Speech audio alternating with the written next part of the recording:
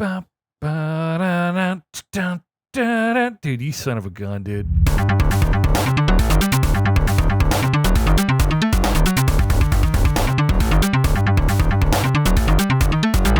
Stop immediately, if not sooner. Obama. What is this? I'm assuming you were doing a soundboard because I have all the soundboards muted so as to not be distracted. I put my soundboards down at like 12% so that it's just, I know when it's there, but it doesn't intrude on my life, thankfully. I am delivered! This is totally unhinged. Sunday pods, completely off the fucking chain. We've all got energy. Nobody's like post-work. Hey, it's a podcast. Baby de boppity. Let's go for the sheep. Ascolta de baro. A buca de beppo. A booba de bambo. Buca de beppo is an Italian restaurant. Yeah, I was like, I see you. I see what you did there. Oh, the spaghetti. Console Crusade podcast. This is our third one in 7 days because we're sick fucks. And you guys hate me. I woke up with a tooth infection today. I'm EJ Olson. I'm with Nick Durheim. We always do be picking up, though. Hey, Chris Gillyfor. Sorry about your chompers there, pal. Dude, I had to call my dentist on a Sunday and say, hi, I haven't talked to you in I don't know how long, but I need you to call me in some prescriptions, please, because I have a tooth infection. So instead of going on vacation this week, guys, I got to go up and have a tooth pulled. A wisdom tooth that's halfway in, mind you. Just the one? Yeah, I had the left one, bottom left one removed several years ago. The bottom right one is now causing trouble. The top ones are still there. Get them all done. I probably should, but Rip them all out. I don't have dental coverage, so I have to go to my dentist, who is my cousin and also a 71-year-old man. And so while I get the family discount, it's still extremely expensive. And also, he doesn't put you out. He's just like, all right, we're going to give you a shot, and we're going to fucking rip this shit out your mouth. And I'm like, bruh. Anesthesia costs extra. Definitely worth it in my summation. Yeah.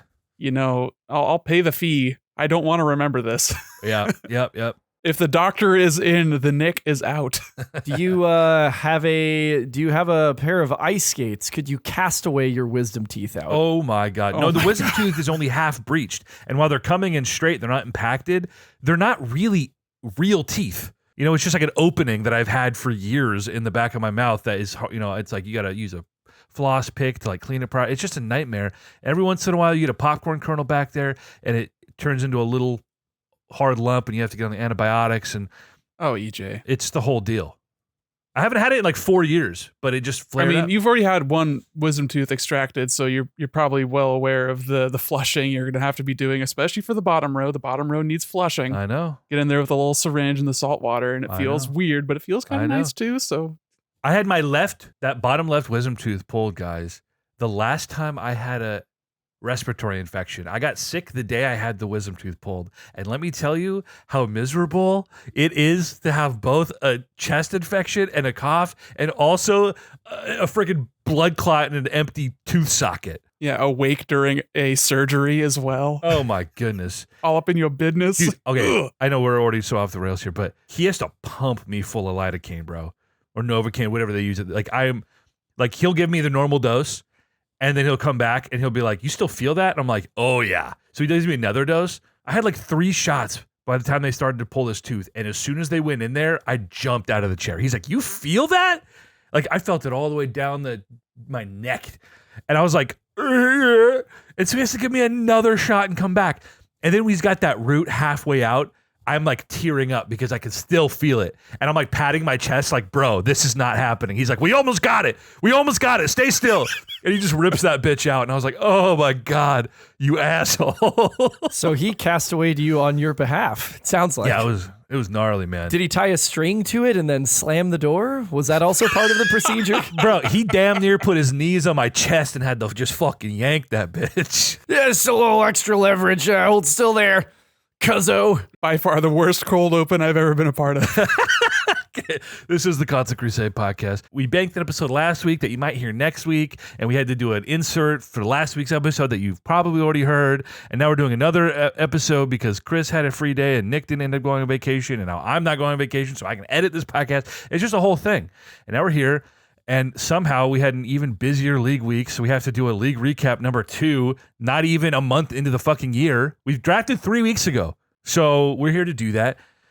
I did invite Brandon onto the pod today because he's feeling a lot better today, but he said, probably we'll see how I feel. I don't think it's going to end up happening. But I said, if you just want to stop in for half an hour. But I said, listen, we're going to do a league recap. And if you don't want to be here, that's your prerogative. But you are going to be at the mercy of 3 sardonic quipsters. And we're not going to go light. And you won't have a chance to respond or defend yourself. So we don't want to kick a man while he's down, but boy, we will. It's not our fault he's down. We're just kicking. We're just kicking. We're kicking each other, and he's just catching stray heels in the process. Yes. Housekeeping. I'm going to do it at the top of the pod this time, guys. Oh, let's go. Can I please get a round of applause? Okay. We're on social media, of course. Go to solo.to/console crusade for all of our social links. Join our Discord. Come talk shit. It's been an active week in the Discord, boys. Holy shit. Too active. We'll break all that down. The drama and the reconciliation and the new rules we have instituted in the league. It's been a blast. Even when things got dark, guys, it's been great. Like we always say, more interaction, more better. Anyway, find us there. Join us. Come talk to us. Today we're doing League. We're doing Palworld. Breaking records. My favorite Kingdom Hearts knockoff. Shout out Bob. Shout out Bob Hall. Bob Hobble. Bob Hobble? Bob Hobble. And then what we've been playing, which may or may not include Prince of Persia, which I still think, Nick, you probably haven't gotten because you've been iced in for a goddamn week. I've been iced in for a goddamn week, and I ordered it online because they didn't have it in store near me. So it's going to be shipped to me hopefully by Thursday, so I can have it for my little trip vacation this following weekend. Man, I'm so sick of this shit. I'm so sick of retailers not carrying shelf copies anymore. Like, honest to God, I hate I did end up getting one, but I had to call. I called Walmart. They were hopelessly unprepared to answer the question that I asked, which was, will you have shelf copies of this very specific SKU? Please just look it up. Oh, okay, fine. Fuck you. Called Target. He's like, yeah, we should have a few. First come, first serve kind of thing. I got there. They had to go get it from the back. It was not on the shelf, and I doubt that it will ever be on the shelf. Such is the way of the world. But if I don't want to do that, I get to do what you're doing, Nick, which is place an order, and it shows up. Whose line is it anyway rules. Everything's made up, and the arrival date doesn't matter. God only knows when my Final Fantasy VII Rebirth Deluxe Edition is going to be here. But I couldn't do that as an in-store pickup because they're not stocking that bitch at Best Buy. They're shipping it from a warehouse. I'm over it. Yeah, to send a money order on the Pony Express, and I'm just waiting for the pigeon to come back. The carrier has gotten dysentery somewhere close to the Mississippi River and has been laid up. Took a side gig as a canary in the coal mine. I'm really mixing my bird metaphors here, but you get the picture. I'm going to be waiting. Let's hop over to the league recap. What has happened in the last week? What we have set in place, the new systems or the alterations to existing systems on the Fantasy Critic website. I just pulled up Fantasy Critic here just to see, because we can talk about our bids this week as well. And I see there are active trades under consideration. Oh, is there? Oh, Chris has proposed a trade to Brandon. Tekken 8 for $7 of budget. All right, let's surely. Listen, I know that I can't explicitly go to Brandon and say you are honor bound, but I will feel quite betrayed. We'll get to okay. He's gonna reject it, and I thought about sending him a text that said like, "Hey, I don't care if this ever actually is a thing, but I need to get a reaction when, especially EJ, but everyone else involved in the league discovers this." I woke up. I'm just gonna do this right now. I woke up out of a dead sleep at 4:00 in the morning and looked up at the ceiling and went, "I need to send Brandon a $7 trade request for Tekken 8 right now." And I picked up my phone and I went into the kitchen and I sent the trade request and I went back to bed. And it was beautiful. And then I got to see you discover that in real time as you pulled it up on the page. That's all I ever wanted. You should have just done $6. Even better bit was just to do the $6, the same trade. Okay. Let's break this down really quick. Let me set the table. On the 18th of January, I went to Brandon and I said, I'd like to propose a trade. You're down to $79 already. The year is long. I have cash. and I'm willing to part with it. And he says, what do you want? I might be more interested in stirring the pot and creating complete chaos this year, so I could be into it. I just said, listen, I'm not gonna play into that. I'm just gonna be straight with him because I wanted this to be above board, like we talked about, because I knew a trade this early, especially for a game we knew was coming out, was gonna raise red flags. I knew before going into this. So I just said, hey, the economy gets a little rough as the year goes on, spending only goes up. I told him the game I was interested in, if only because it had a release date, and I have very few of those. And he basically said, well, I don't want to trade that game because I think it's going to be a 92. Of course, I told him, that's dumb as shit. The game we're talking about is Like a Dragon. He said, that's a 92. And I said, well, I wouldn't be paying for a 92. So anyway, he said, well, if you had been interested in Tekken. And I'm like, I'm not interested in Tekken. Let's talk. You mean Tekken? Tekken, as he so eloquently has put it. So he offered me. First he says, I'll give it some thought. I'll hit you up shortly. And he said, you know what? Fuck it. Tekken for $6. How about that? And I was like, sure, let me go propose the trade. Like, I'm not going to argue with $6, Brandon. I was thinking at least, I was thinking he would start high. We'd come down to 10 to 12. This motherfucker says $6 for Tekken. Okay. I proposed the trade, and I hit up in the public chat on our Discord in the Fantasy Critic thread, and I say, gonna need Nick to start approving some trades here. You know, we've got some action. And of course, you hit me with the LMAO even. You say, let's let the voting public decide, which of course already sets off my red flags because I'm like, the voting public has no say in this. And then I get the notification that Presh Till Death has rejected the trade. And I'm thinking, you David Sterned me before we have even had a chance to have the discourse. So I'm like fucking already freaking out. I'm voice memoing Chris. I'm like, motherfucking Nick, this is exactly what I was worried about when he says, I have the power to do this and that, and this is a conflict of interest, and this is bad sportsmanship, this is bullshit. And Chris is trying to calm me down. He's like, you're both being cunts right now because Nick's talking shit, and I'm freaking out. And I'm like, I just don't understand how I'm in the wrong here. He's the one shooting trades down before we've even fucking started. So then I send EJ a video of my home screen that says, here is the active trade ready for me to respond to. There is Nick's vote as member of the league, not as commissioner. It's okay. It's okay. Then, of course, EJ calms down. And I'm like, see, I said, Chris, this is why we have our dialogue first so that I'm not in the chat just being like, fuck you, Nick, you piece of shit. Because, see, I was wrong. And I can admit when I'm wrong. Brandon, that happens sometimes. And so we didn't get off to a bad start. It was all just fun and games at first. But then it kept coming back to this, well, the voting public's going to decide. Well, let's see what everyone else thinks. I'm like, it doesn't matter what they think about the trade. It doesn't matter. We agreed on a trade. And if you think there's collusion, we'll prove there wasn't. It was an above board negotiation. I don't care what anyone thinks about this trade. So I'm operating from this place of, this is how we said it worked on episode 139, which I inserted clip. The way this league would likely do it is that pretty much no matter what, if two consenting individuals want to trade whatever games or money, because those are things you can trade, I would let it through. It would basically just be keeping an eye on like collusion, which I don't think is going to happen, but it could. So that's just like where the buck ends, I guess. Have you met EJ? Exactly. So anyway, we got heated, and then Chris, you come in. Explain where you were with it. Nick, of course, you have no power. So you've now, you basically came in and said, good luck with this, you dumbass. And then you were just gone for 24 hours. In Siberia. Into that long, cold night. Avoiding all the bullshit that was happening around you. Yeah, I looked at this and went, this is a bad trade. It's fair on paper, but this is a bad trade. And I had some concerns, as did Nick. And Nick initially voiced them a little more forcefully than I did, of like, Brandon doesn't know what the fuck he's doing. And if this is another counterpicks work like this, right, situation, then we are absolutely not going to let this go through in Brandon's interest, which is genuine, right? It's like, if he does not understand the mechanic with which he is engaging, we do need to, in that instance, protect him from himself. We did not know yet. We didn't have confirmation yet. EJ was like, it's all above board. And then later release screenshots, but we'll get there. We get there. So it's like, okay, this is, and I sent EJ text, which he did not initially reply to. He never replied to it. It came out in conversation later. Of course, there's no receipt for it because it was fucking verbal. But I was like, EJ, you know goddamn well what you're doing.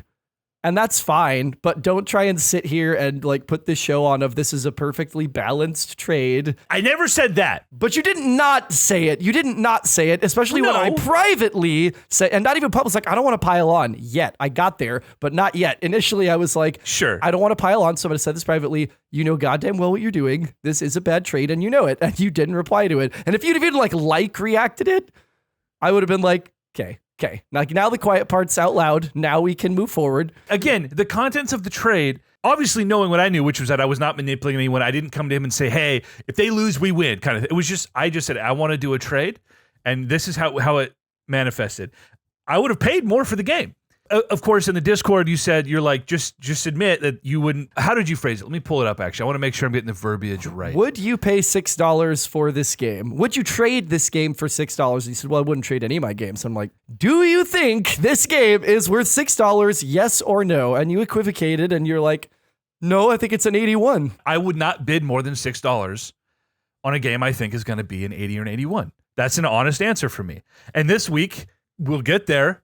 I didn't bid more than $5 on anything between some of that was bait, and we'll get to that. But I play really conservatively with my cash this early. I don't want to get into a hole like I think you and Brandon have. So I'm like, no, I wouldn't bid more than $6 on a game like this, given what I know now. So like, no, while I think Brandon is selling very low on a game, we're not responsible for protecting him because he's a grown man, right? Yes. And so we're all kind of in like different frames of understanding of like how this came about. And Brandon is not there because he's like sick. Well, I don't know if he was sick by that point, but he was not in the Discord for a good while, other than initially to be like, hey, I know what I'm doing, but then kind of like disappeared again. And then everything like settles down and we get through Thursday night. And Thursday night is over, and I'm thinking, okay. And I'm like, maybe we should revisit this tomorrow morning and consider if we want to move forward with the trading feature, because we are not even one trade deep. We're like putting our toes into the water of trade number 1, and we're already like going nuts, basically. So we wake up in the morning, and Bren has already come in because he had to go to work early because he's a working man, and said, I'm on record, this trade fucking sucks, and I can't support it, basically. And I was like, against my better judgment, was like, well, since Brennan brought it up, let's talk about this trade. And again, I was like, okay, I went and I listened to 139, because EJ did insert clip it. And I was like, this is, like, I see what Nick is saying about, like, I'm going to be the final arbiter. It's going to be a temp check. But then in 140, there was some language where EJ was like, and again, like these two things in context, like what's genuinely confusing me as to like what the role of the vote function was for the league members, that EJ had said in 140. Yeah. And like we talked about, everybody will vote and that's how we'll decide what goes through, what doesn't go through. Of course, he meant something very different than like what that could explicitly mean in a vacuum, but I'm confused. So I go to the Fantasy Critic Trade FAQ and it says, everybody votes, and that's, the thing that the commissioner takes into account. So I'm thinking, great. So like the votes matter. And if we're all like, this trade sucks, then Nick's probably going to be like, the trade's not going to go. That re-escalated things from there and did not sit well with EJ. I'm operating under the assumption that what we talk about in 139, that's how trades work. Even on the Fantasy Critic page, they explicitly say votes are not democratic. Here are some bad trade scenarios, none of which involved a player is just making a dumb trade. Here's some bad scenarios, and it's up to the league manager to vet this if there's some funky business happening. Which, at this point, I think the screenshots have been shared. Not quite. We got there, but not quite. Okay. So I'm still operating under that. And also operating under the idea, and still am, even after we've settled how trades will work now going forward, that even though Nick has the power to say this is a bad trade and I'm not going to do it, under no circumstances should that power actually be wielded. Because he's a competitor and the conflict of interest of like, well, yeah, Brandon's making a bad trade. I can't argue with you guys about that. And at what point in the future are we going to get to a point where someone makes another bad trade or a trade that is really detrimental to one person without, or, it's going to be lopsided and someone's going to have to justify why they made a bad trade. Hey, in good faith, in the spirit of competition, why did you make a trade that is clearly lopsided? And you're on the poor end of it. Someone's gonna have to justify that, lest we come back to this idea that Nick's like, well, that's not gonna fly. And I know, Nick, as commissioner, you want to act in good faith because, like you said, you don't want to abuse your friend's trust over a fucking silly game. I believe that, and that is in no uncertain terms, the nuclear option, in which case it would nuke the entire concept of us having this league at all. Brandon trades me a 90 for $1. Like, that's clearly not acceptable. Right. Like, there has to be value in it for the other person, even if it clearly looks lopsided, or it's, oh, well, this really helps one person and maybe doesn't really help the other person. But clearly there's some moves being made. But if someone clearly is like, all right, I'm just going to give you some piddly amount of cash for what is, that's when we have the discussion. But I think everybody in this league wants to win enough that won't happen. And even if someone is 90 points back with 3 months in the league to go, that's where we get into the weeds of like, okay, someone might want to start making trades with that person because they probably don't have a chance to win. Are we going to scrutinize every potential trade with someone who explicitly saying, hey, you could still take second if you work a deal with me, but you're not going to take first because you're too far behind? That person might start thinking that way. Obviously, if we start manipulating the conversation by throwing those things out there, that's when we get into the gray area of like, that's kind of sketchy. But at some point, someone might be far enough behind that they start making interesting moves. And we'll talk about king making, Nick, and I'll let you explain that when we get there.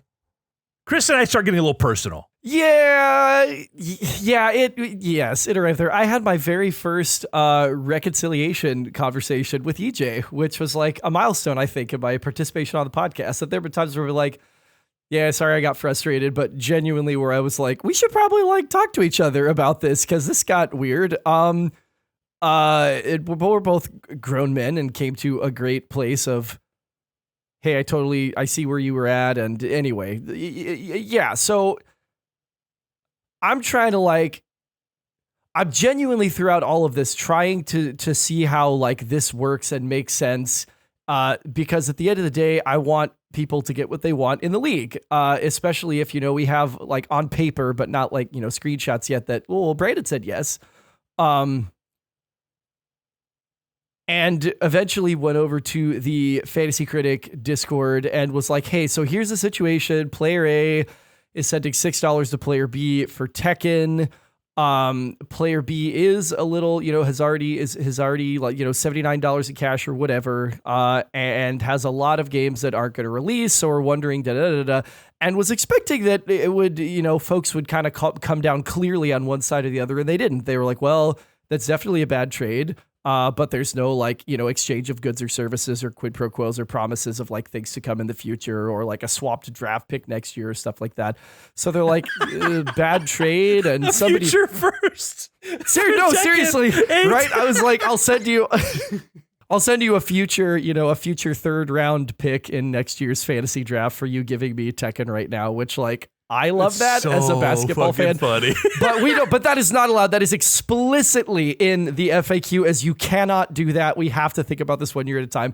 One person was like, that is a hilariously bad trade, but I don't know that, you could veto. So anyway, I came back and I was like, I think the trade goes. I think that it's not violating anything. I pulled folks outside of the group who are not going to have like obviously clear conflict of interest that like EJ is going to continue fighting no matter what for this trade. Makes sense. And it's impossible to ignore the fact that, Bren and I and Nick and even Brandon like are all competing for first place. So I was like, let me ask other people. It also gave me a chance to plug the league and we got our first follower on our Fantasy Critic League because of that. And have some folks who are listening to our draft episode. So that was exciting. So anyway, I came back and was like, I totally agree, EJ, and I think the trade should go. And we could talk about how the system is more broadly going to work later. And I think we are like done and settled at this point. We were not.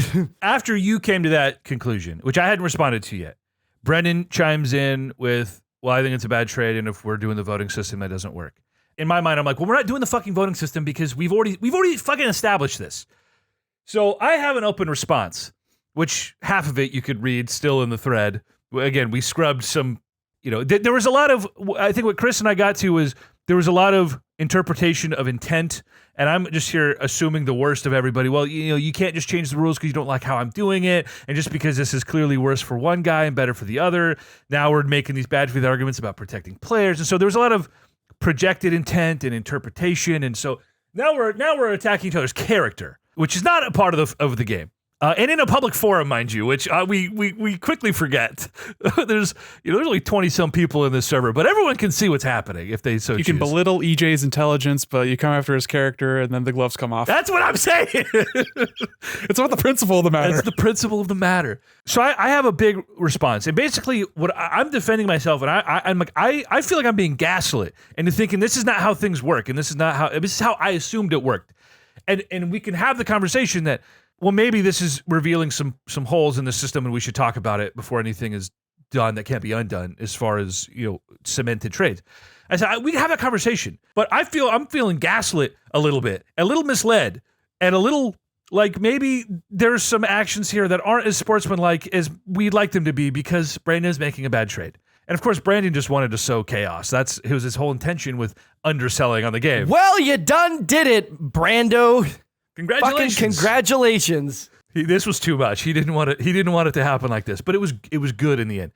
So I write this novel being like, I just want y'all to admit, I feel like I'm not the crazy one here, and I'm feeling a little upset that that's how it's being portrayed here. It's not that I don't understand, and I'm thinking at this point, there's some disingenuous arguments being made, and I want to clarify that before we have this other conversation. So that, Chris, that sparks us sort of going back and forth, and we ended up settling in a good place and getting past that and getting back to the idea that this is just a game and we're just buds having a good time playing the game.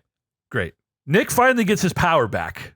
Mind you, by this point, screenshots have been shared. Everybody understands now that Brandon was just trying to be, as I think one of you put it yesterday, a chaos monkey. Yeah, that's a meism. One of my favorite phrases. Brandon, it's you great. are a little chaos monkey, you ginger bastard. And so we all now know that there was no impropriety. The trade was above board. Brandon was being Brandon. And as much as I know he wants to win, and I know he's convinced himself that he has a sound strategy, and he's trying to pull the strings and get in our heads and test sort of the temperature, how people will react to certain things. Understanding that, now the trade makes a lot of sense. And I wouldn't be surprised if he decided to accept Chris's $7 offer while hearing no other offers, just to fucking fuck with people, and that would suck. But Nick, you finally get power, and you draft yourself a 1,300-word document sharing your thoughts on what has transpired. And boy, has it been a lot over the last 24 to 48 hours. I don't know if you want to read that whole thing, but No. I think it was very well put, and I think could be very illuminating for other leagues who are doing the same thing. Tell us about your own intent as commissioner and how you kind of proceeded through this from a thought process standpoint, because I think that dispelled some of EJ's potential anxiety and also could just your view on this, as well as like king making and where that is sort of your red line when it comes to approving or denying trades. Throughout this entire process, sort of barely being a bystander, watching you two have at each other, making good points, but also feeling very defensive and getting in your feelings, which is understandable. I was also a little bit in my feelings, but being a bystander, I could maintain that separation and sort of let Chris be my proxy to a certain extent. But Chris was always coming at it from a different perspective because he is not the league manager and I am. So I know that EJ is going to be holding me to higher scrutiny because I have won 2 years in a row, and he also knows that I'm the manager. He doesn't want to have any sort of crossover between those feelings. And I was feeling a lot of that in his defense of his positioning and his reasoning behind wanting the trade to go through, and the reasoning in him feeling like he had been gaslit and being misled into how the trades would be going forward, and in this case as well.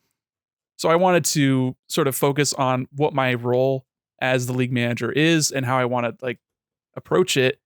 And I do want to have that separation of church and state and be able to exemplify that, yes, I can make reasoned decisions as a league manager against my interests as a competitor even. So from the rip, I still reiterated that I thought it was a bad trade, but with the evidence shown that I would accept this trade as league manager, there's nothing below board. This was not EJ pulling a sneaky on Brandon. It was not, despite a wave of red flags, which I went through and I reiterated to EJ, EJ, this is why it looked bad. I understand that, and I always did. You always did, but then you got very defensive about it, and that was another red flag, but I didn't go into it because it was also reasonable defensiveness. So anyway, I just wanted to reiterate what my position was as league manager and some of the things I would be acting against in the the benefit of the league as far as what I would consider unfair trades. Like I also went into, there's so many different variables, there's so many different things you can trade for in different contexts, when they're coming out, what position of the year, who's got what.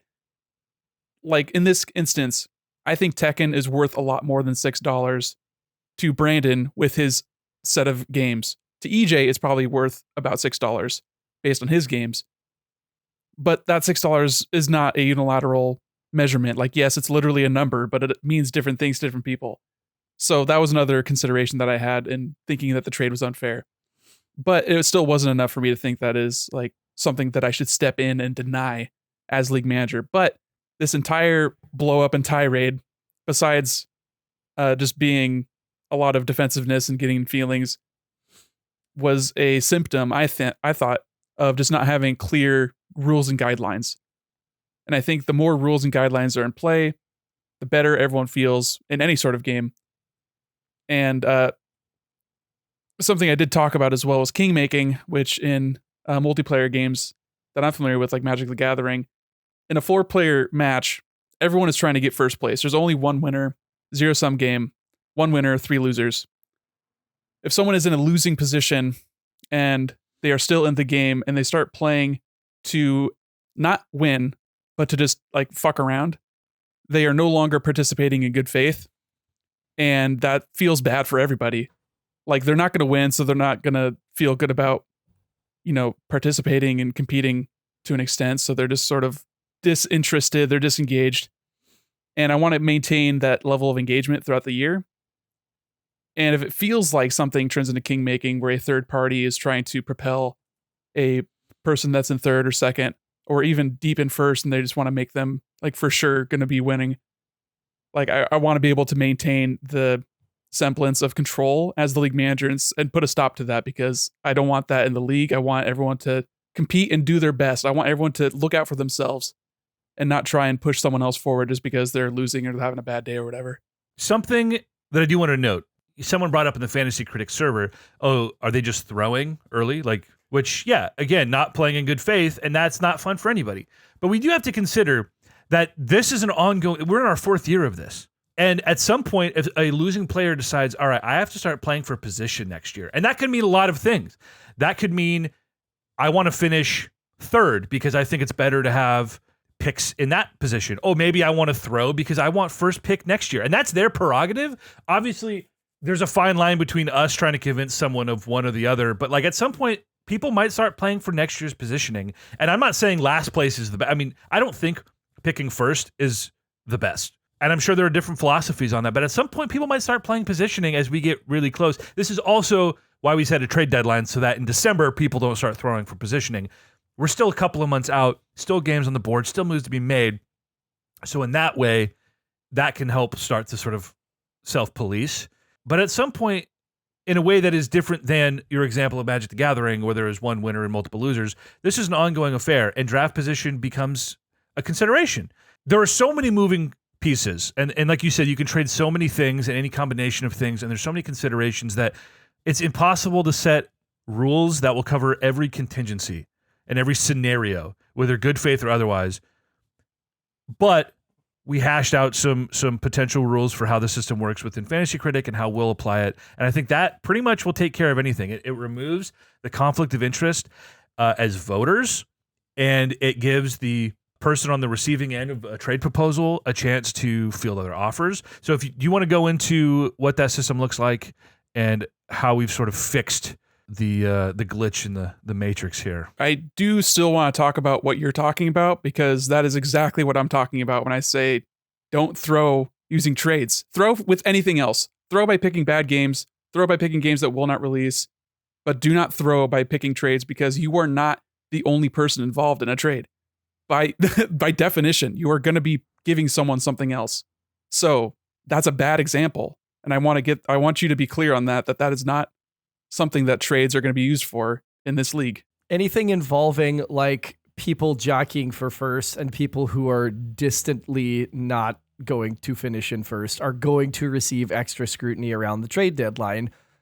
because of that exact thing, right? It's like, and this is in the Fantasy Critic FAQ, and I know I misread like the voting process yesterday. Fuck me, right? But they're like, a player that is not clearly going to receive first place, making trades with someone who could still clearly receive first place to help them make it to first place. Just draft position, like, man, that's a thin argument for me as a benefit. It's 30 games out of the 80 that we're picking from this year. I mean, I like having more picks throughout the year. I think we'll continue to have a similar ratio of about a third, maybe closer to like 2/5 of draft to pick up. So trying to push yourself and have a better draft position, I think, is super weak, and that is tenuous at best, and at worst, it affects the outcome of the league standings of the year that actually matters, which is the year we're currently in. I don't disagree with that. My point is under the prior system, if, for example, Brandon trades me in second place and he's in last place, and he trades me a highly scored game for $1, that's clearly a red flag. But with our new system, which we can jump into, if that trade pops up, we can scrutinize it, and then other people can come in and make their offers and say, okay, Brandon, your prerogative is your prerogative. If you want to throw, that's up to you. But now 4 other players have a chance to come in on this trade, and that, to me, eliminates any of the sketchiness of like, well, EJ's getting a 90 game for $1, and that's fucked up. Well, now everyone else is on the same playing field and has a chance to send offers. And so while Brandon might be throwing, it is balanced for everybody else in the league in a way that it wouldn't have been before. I hope Brandon wouldn't do that, or Brandon or me or anybody. I hope that wouldn't happen. But if it does, it doesn't create the competitive imbalance that we had before. And that's the point of the system, is to make sure that everything is on an even playing field and there are no conflict of interest. So while that trade scenario might not ever come up, if it does, there are contingencies to make sure that nobody is adversely affected over another competitor. You know what I mean? Right. And I do want to reiterate that I still will have final decision on what goes through. And I'll be doing so in the best interest as the league manager in maintaining a fair and even playing field for everybody involved. Like, it's not just me acting as a proxy to give myself an unfair advantage. But if I see a trade that seems sketchy and then offers are made that seem better, but they still go for the sketchy trade because they're trying to boost one player over someone else, then I do not think that's a fair trade, and that shouldn't go through. Yeah, and that'll have to be scrutinized and talked about. And we'll continue to talk about it and try to stay above board and try to keep the feelings down, even though we will get into them because we are invested way too deeply in this silly game we play. Which is great, and that's what makes this so much fun and has gotten more and more fun each year. The other thing that we'll have to consider and will come up, I think at the root of it, a person on the receiving end of a poor trade is going to have to justify why they want to do this, why this works for them. And sometimes that might come down to, I don't view X player as being much of a threat. So while their offer is worse, this other player is more of a threat to me. And so I'm going to make the worst trade. This is why I think it benefits me. And I'm not fielding those better offers because they're more of a threat. And that, to me, would be valid. So it's just going to have to be a case-by-case thing, and we're going to have to talk it out. We might get to the point, I think, where we will want to move the trade deadline sooner. If it starts getting a little bit hairier and a lot of these trades are coming up that feel really, really like they might sway the league one way or the other, we might just say, with the slots we have available and what's left in the year, maybe we should just pull the plug and no more trades from here on out. And I'd be fine with that too. Like I have a very soft foot on that pedal, but I will stomp the brakes if it feels like that's what's necessary.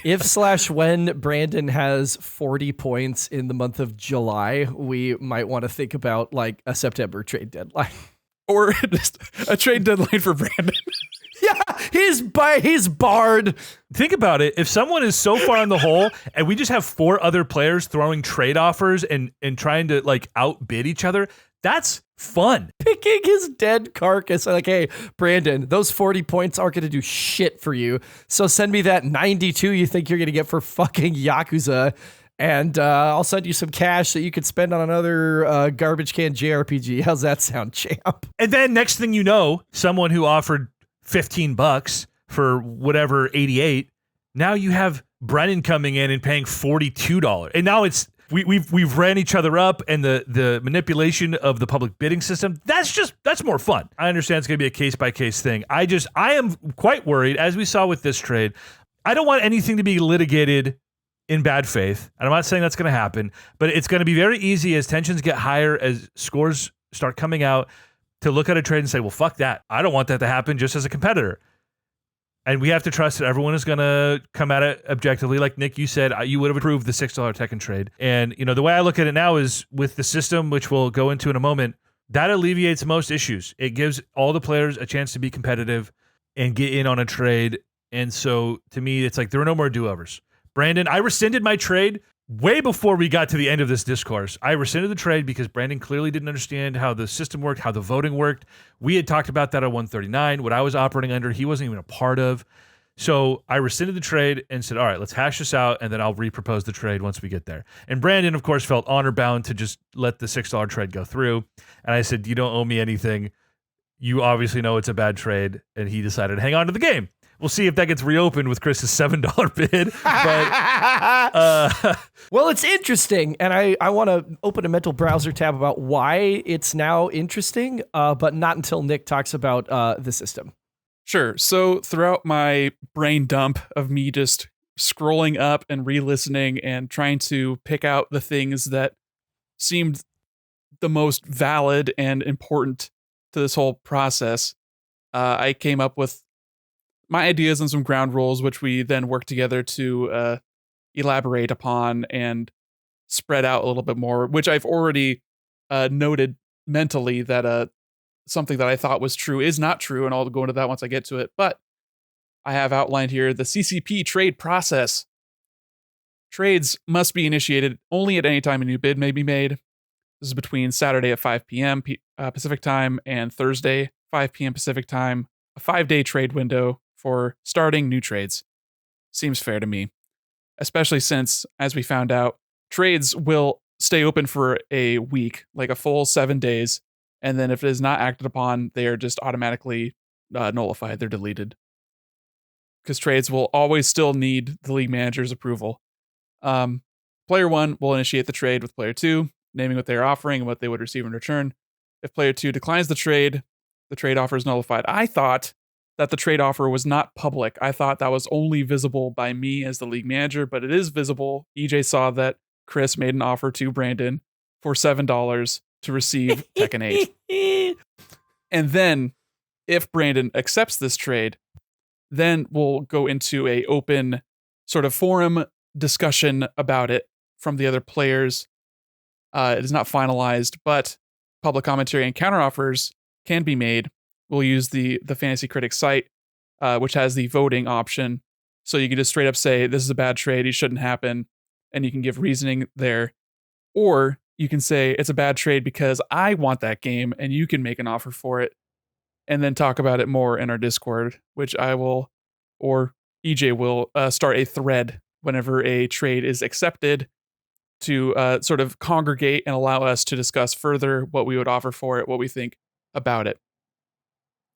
Player 2, the person receiving the trade offer, has until Saturday at 5 p.m. to reject the original trade if they had accepted it. You can also go backsies. There's a lot of take backsies. Player 1 can do this as well. They can do that if they want to pursue one of the counteroffers as discussed in the Discord, or if all this hootenanny has made them think, you know what, this isn't worth it. Maybe I'll hold on to it. People are really talking it up now suddenly that they are afraid it might go to someone else. So, maybe Tekken 8 is actually going to be a 90 and not 80 or whatever I think it's going to be. And then any trade that has not been rejected by Saturday at 5 p.m., I will consider that to be, yeah, they want that trade. It is accepted. I can push it through if the player reaches out to me and says, hey, yeah, I'm just going to take that trade. I know everyone's talked about it, but go ahead and push it through. I'll push it through in that case as well. And since I'm not sure exactly how trade offers are handled as far as the back end of Fantasy Critic, like if I went ahead and offered $8 to Brandon for Tekken 8 right now, would he be able to accept that trade having already accepted a previous trade? I don't know how that works. So in that case, I will go through and accept trades as given chronologically. I think at this point, it just becomes verbal, obviously not literally, but like we're just in the Discord and Brandon decides, oh, I'm going to accept Brennan's offer of $12. This has already been public. The second proposal doesn't need to be litigated. And at that point, he can rescind the trade, and then that second trade can be made and pushed through immediately. Because again, it's already been public. People have already talked about it. I don't think there'll need to be a tiebreaker, or it's just a verbal thing, and they can manually set things up after it's agreed upon. You know what I mean? We don't need to like have 4 trade offers officially like through the system. You know what I mean? Sure. I'm just saying, in case that happens. You said something that I want to get a clarification on because it's relevant to the mental browser tab I just wanted to open with regards to Tekken. I've obviously proposed that trade to Brandon. He's probably in his sickbed and has not seen it. He's already denied it. Has he really? Well, I went in and I started a thread called Trade Block in the Fantasy Critic and said, "Hey Brando, I've got something for you to take a look at, just to kind of start stirring the pot myself a little bit." He hit you with the cry laugh emoji and denied the trade without saying nary a word. I love that. I love that because, again, that was not, if he didn't accepted it, I would have been like, great, that's great. But that was not a real quote unquote like trade request. That was 100% me being a jackass. It was a good bit. So in a world in which Brandon says, okay, great, and he accepts that trade, we are in a week in which the way that our trade calendar now aligns with the league calendar means that this game will release prior to Saturday when trades are finalized. And you said something to the effect just a minute ago of, it's been public, people have discussed it, there had been potentially counteroffers, and both parties said, okay, we agree to this trade. You could go ahead and put it through. I don't know that we want to do that because in this kind of situation specifically, we're straddling the line of this game releasing, right? So if we're like, hey, yeah, put it through before the game comes out. We put the trade through, the game comes out, it ends up being a way higher score than we think it will. But because we moved the timeline up from what we discussed, that gets a little hinky, right? Because by the calendar and the way that we've laid it out, we should let it play out to Saturday because then Brandon might go, oh, I'm not selling that for $7. That's a 91. I know that's up to him, but should we allow for any, we talked about it, I looked at the other offers, it's fine, go ahead and put it through, or should we just stick to, we're going all the way to Saturday, 5 p.m. Pacific, period, because we want to keep things standard and avoid any potential, like, wait, hang on, how did that happen situations? I don't think Nick is saying we have to wait until Saturday at 5 to push trades through. That's just the open window, right? It's like if Brandon or whoever in this instance decides, I'm not accepting any other offers, push the trade through, that can be pushed through when he makes a final decision, right? It doesn't actually have to just linger for 5 or 6 or 7 days. The point of that was to say, I want to allow everyone to have a chance to make their statements, make themselves heard, feel like they're heard, have that dialogue. But if someone's got the trade, they want to lock it in, I don't know if we have to hold it to Saturday at 5 p.m. exactly. You know, like I don't know what the value for that is in a trade scenario where the value is a lot higher and better for an actual bid on a game that is not on anybody's roster. It is filling a new slot. The reason for that being is the time frame in which it lands is sort of self-evident, I think. But for trades, we're sort of latching onto it, piggybacking off of it because we're already on this sort of cadence in the way we interact with the website. So that's the intention for having the deadlines for proposing trades and accepting trades. I'm not sure how I feel. That was mostly just like an off-the-cuff kind of idea as far as if someone proposes a trade at 5:01 on Saturday, right, and they accept on Sunday, do we have to wait until the 11th hour for me to push it through because we have agreed upon it? Like, does that feel the most fair? Like, I'm not sure. If we're going to run it like an auction house system, basically, where other players get the chance to chime in to potentially make counter offers, I think that we need at least 48 hours because that's where we arrived at Thursday, is that it gives 2 days, as many as 2 days for everybody to weigh in. So I would think as long as we've crossed 48 hours of that trade being accepted, everybody's had their chance. I would feel good at that point about saying it can go through. The time frame doesn't really matter as long as everybody, like Nick shouldn't push any agreed trades through, even if somebody says, I don't want to field offers or I'm rejecting these offers.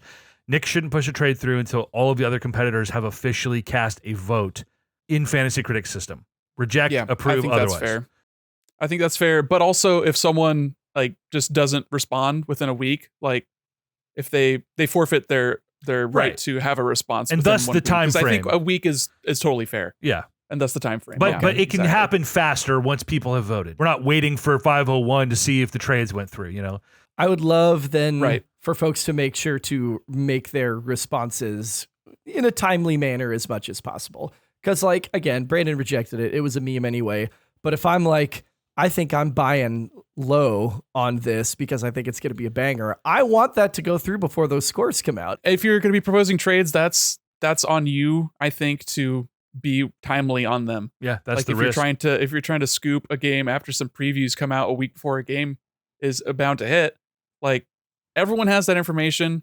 You should be making your trade proposals with that in mind. If you think someone else is going to bid higher and you think someone else is more likely to get it, because like I was talking about earlier, $10 from you is different than $10 from EJ. It's different than $10 from me based on our rosters and what you're giving your game to. So it's not like an auction.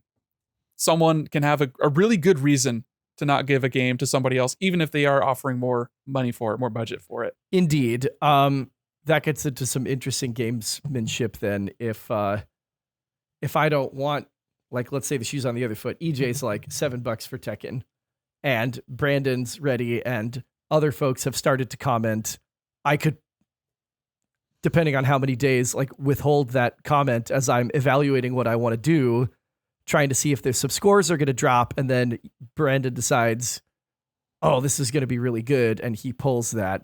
So I guess that's probably just part of it, but it would depend on how many days. Cause I put the trade in at like 4 a.m. this morning. So there would have been plenty of time prior to reviews coming out later this week for people to have responded. So then I think at that point we're like, all right, Chris, we're moving on without you. At the end of the day, either party involved in the trade can rescind that trade anytime they want. So I don't think anything else really matters given the fact that they have unilateral agency to completely pull the plug. Primarily, this ruling, I think, is to put a leash on me as the league manager, pushing trades through without people having said something or made an offer or whatever.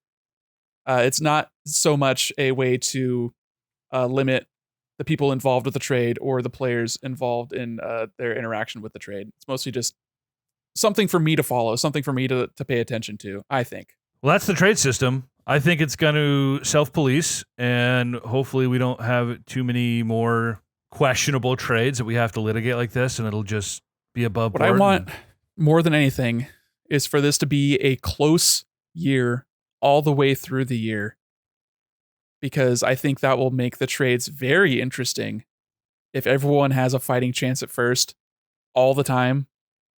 Like, obviously that's not the case because of how games release. Like, people are going to have early leads and that's going to scare people, but that's also not always the indicator that they're going to end up winning. So we'll see how this year plays out. I'm hoping that we can stay fairly competitive as far as like average scores for games that we have released and that kind of thing. It's what we all want. We all want is a tight league heading into Q4. For sure. But besides trades, that was not everything that happened this past week.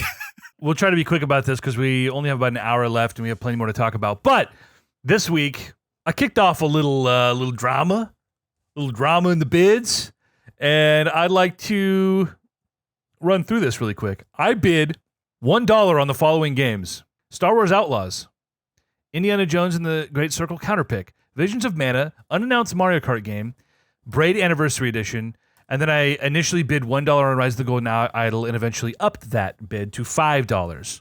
There were some other bids I'll let Chris explain in a moment, but my intent here was to just capitalize on the ill will, maybe not ill will, but you know, Brandon's been roasted for spending his money for the early pickups. So I said, I'm going to throw out $1 bids and all this stuff. And it's not necessarily bait in the way that I think, oh, these will be bad, let me get someone to overspend on them. It was just, these games may or may not come out. Let me put $1 bids on them. If I get them for $1, it costs me virtually nothing to pick up and drop if I have to. These are games that people are going to be too afraid to counterpick. So it's sort of a win-win for me. It's a no-risk scenario. But maybe I can bait some people into overspending early, the FOMO, Let's see what happens after all the shit Brandon got. Although Brandon got shit for more of the quality. I was going to say, Brandon did not get roasted for spending money. Brandon got roasted for spending, oh boy, let me get into the league history on this. Brandon got roasted for spending $7, 7% of his overall games budget on Penny's Big Breakaway, $7 on the Final Fantasy 16 DLC, $7 on Dragon Age Dreadwolf. That is why Brandon got roasted. Brandon did not get roasted for spending money. He got roasted for how he spent his money. That's fair. I put some of these games out there knowing they didn't have release dates. You know, Visions of Mana like has a release window. Its quality might be a little questionable. There's some interesting stuff about the trailer. But like unannounced Mario Kart game. I'm like, if I get that for $1, not worried about it. If somebody else bids $5, $7, $10 on it, that could potentially be an easy counter pick. Again, it could be risky, but either way, it's like I probably just cost somebody a drop and $5. And that to me is a win and was my intention going into the bidding this week. I ended up coming away with 2 games. One was Braid, which nobody has a slot for, and it would have been a risky pickup in the interest of fucking with me because it could have been counterpicked, and that would be 0 points for you. It would also be negative points for you. So that'd be hilarious. It would have been funny. And the only game that no one else bid on was Star Wars Outlaws. How did this end up working out? Bren ended up getting Pacific Drive with a $6 bid, $2 more than Chris. I had initially put that bid in for 3 and then went to 4 and then went back to 3 and then ended up going back to 4. I was like, that feels like an okay amount. If I am not willing to spend more money on this, I think Bren overpaid at $6 for an unproven indie. And I know that it's being published by Kepler, but Kepler has a really 50-50 track record. So I was like, as a distributor, publisher, whatever the specific term is, it's hit or miss for them. So I was like, $3, I'm okay with that. Anything else, and then ultimately 4. Anything else, so best of luck, Bren. You also came away with Rise of the Golden Idol, which I was interested in. But how much did you spend on that? I spent $7 on Rise of the Golden Idol. The way that the current like landscape of a lot of the games, and not just Brandon's games, because as we all recall, Nick didn't even wait to bid, drafted unannounced 3D Mario platformer, which is a rumor of a rumor at this point. A good one, a good pick. We all lauded the pick.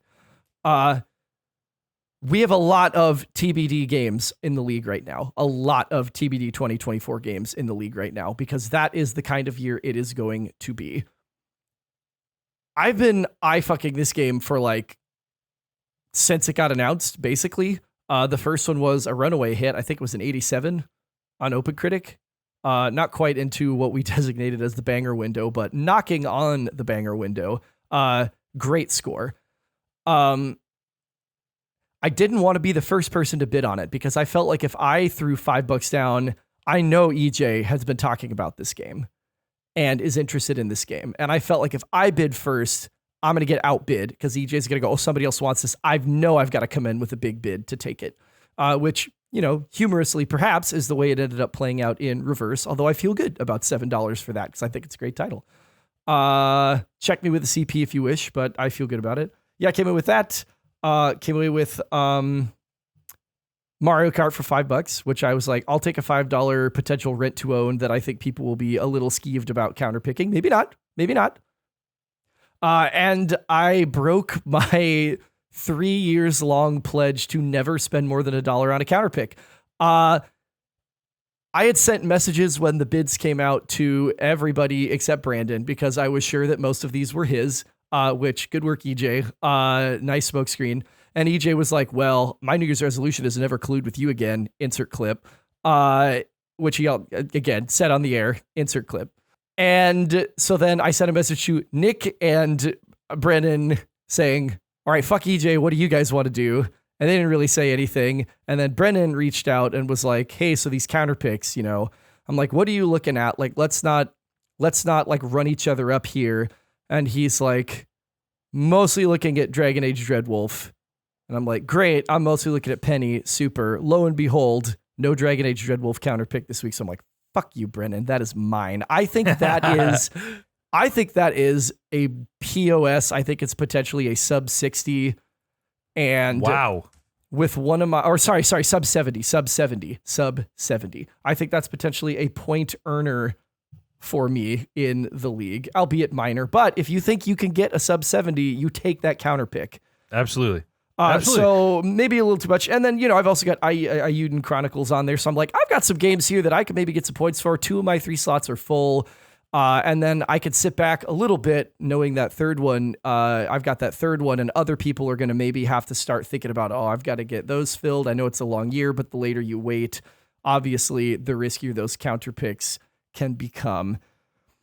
So I spent some money this week, but I feel good about my acquisitions. I did want Visions of Mana genuinely. After watching the Xbox showcase, I was like, this game looks cool. I like what they're doing with the open world combat. The aerial combat looks sweet. Like having multiple midair moves and being able to execute magic and stuff in midair. It looks like a really loving 3D Mana. And the biggest knock on Trials of Mana when they did the sort of 3D remake-ish version of that was that they did not update it.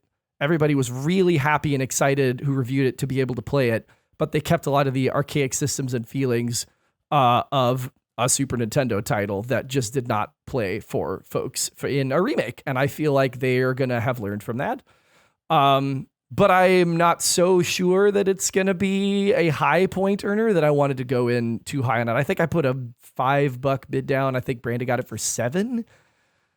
Is that correct? Or maybe Brandon got it for $6. Okay, so he came in right over the top. And I think that's Brandon's best league move this whole year, pretty much, of getting a low bar.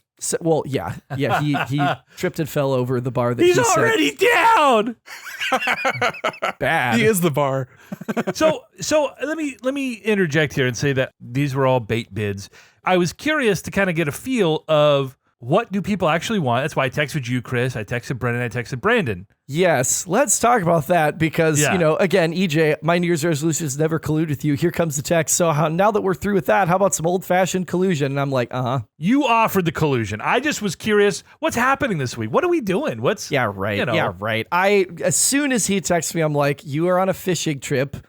Yeah, of course. And I am only going to give you what I want to give you because I knew that you were going to want Rise of the Golden Idol. And so I talked about the counterpick situation, which was fine. I knew you'd made it abundantly obvious you were counterpicking Indiana Jones. And I didn't feel like you were going to rush to fill all 3 of those CP slots immediately. So I thought it was a pretty safe bet that I could say, I'm gunning for Penny without getting screwed, which is what happened. Great. And then you're like, yeah, all these unannounced games. And I'm just like, man, you were fishing and I gave you a little bit of Golden Idol. Definitely feels like, something that could be, but are you going to overpay with no release date? Trying to see if I could get you to maybe get yippee and spend too much money on it. I'm immovable. You say that, but I mean, beginning of last year, man. Exactly what I wanted. I knew what Chris was going for. Okay. I didn't know how much, but I said, all right, I'm just going to back off of it. I don't need to get into a pissing match in week 3. So I got what I needed out of that conversation. I got what I needed out of Brennan and Brandon. And I gave Brandon a little, I didn't tell him straight up like, hey, I'm bait bidding. I gave him a little bit of a homie. I said, listen, you don't want to overbid on mana. Other people are going for this game. Bren's doing X, Y, and Z. Don't overspend. I just kind of gave him a little bit of friendly guidance without betraying my position as someone who was obviously fishing, because I just wanted to know, should I up my bids on any of these? If I know no one is going for Visions, maybe I throw $5 on it. If I know no one is going for whatever, it wasn't necessarily, okay, so Chris is bidding 7, so hey, Brennan, if you bid 8, it was none of that. It was just getting a feel for how things might play out. What should I potentially gun for? And I used my information to up my idle bid, still lost. I'm not sweating it. Would you like some receipts based on time placed? For your bait bids? Did other people beat me to certain bids? Yes. Oh, wow. And it's clear that you thought about things and you decided to go on a bait bid spree on the Thursday that bids are going to be going through, because before that you only had 2 bids. You had bid on counterpicking Indiana Jones and you bid $1 on Mario Kart Saturday and Sunday. Does it show you how many times I changed my bid numbers? Or no, I wish that'd be so phenomenal to see that real time, see that number go up and down. But no, those were your initial sort of, this is the action I'm taking this week.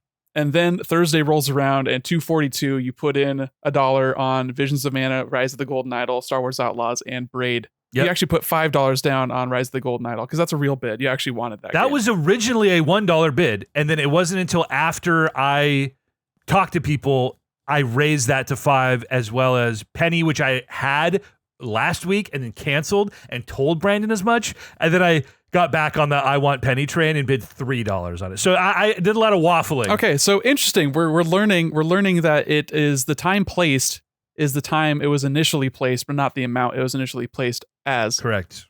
Because then we see on January 20th on Saturday, an hour before trade deadline, you get a little bit antsy. You're like, well, I'll throw $3 on Penny's big breakaway. I'll try and fuck Chris out of that because you knew that Chris did that.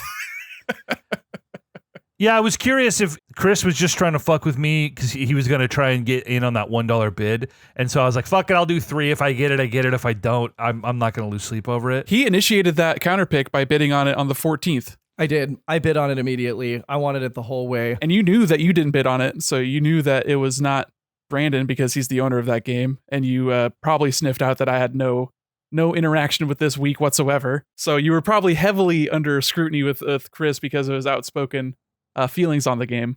So you were trying to snake that from Chris. I think my initial bid was it was either 3 or 5 on Saturday. And then the longer, because I was like, okay, if I get in right now at like 5, then I've got priority. That is a high counter pick bid for me. And then as the week went on, Bren had said, well, I'm interested in both of them, and said Dreadwolf. And I went, okay, well, I know you have interest. And EJ, was obvious you had interest after the last week's recording where you were breaking down Brandon's pickups and just had yikes to say about Penny. Then I went, okay, he's sniffing on that too. So I wanted, like, immediately after the bids were finalized last week, slapping a bid down so that I could have priority on that. Just thought that was interesting. I waffled a lot through the week, had a couple things. I had a few bids go in that I canceled. I don't know if it shows you that. I'm not going to reveal. I had some stuff on the board for a day or two and I canceled. Penny was one of them. I had Penny earlier in the week and I just straight up canceled it. And I told Brendan in our DMs and he said, oh, look at you standing up for me. And I was like, it has nothing to do with me standing up for you. But I did watch the developer. There was like a 50-minute developer trailer or a gameplay where they talked about. And I was like, hearing the developers talk about their game, it might just be fool's gold. But I was like, man, these guys are trying to make a sick game free of the licensed property. And there was some interesting stuff like how there's no camera control. And so the way they're able to craft how you move through the world and only show what they want to show you and what that means in a platformer like this in the current year, as far as, discovering secrets, and you're not like checking nooks and well, the camera doesn't let me go over there. So I'm not going to go over there and like try to dig for secrets. And so maybe that's a little bit like baby's first platformer, but I just was like, oh, this is interesting. This is a very curated experience. And like, I think this, like Nick said, it's got a low ceiling, but I think it's probably closer to that than it is a 62, So I just was like, I'm not going to come in guns blazing the way I did. But then after Chris talked about it, I got a little bit of the FOMO and I was like, I'll throw 3 on it. If I get it, it's easily tradable. If I don't get it, I'm not going to lose sleep about it. So it was, again, a zero-sum affair. I just was like, I'm not worried about it. It's just what happens. Yeah, I definitely think $7 for counterpicking it is a lot. It's not approaching what was the Disney game that you counterpicked last year, EJ? Like, it's not that bad as far as $10 for like a mid 70s, like a fairly decent counterpick, all things considered, with like how we did with the rest of the games that were available. But $10 is a lot.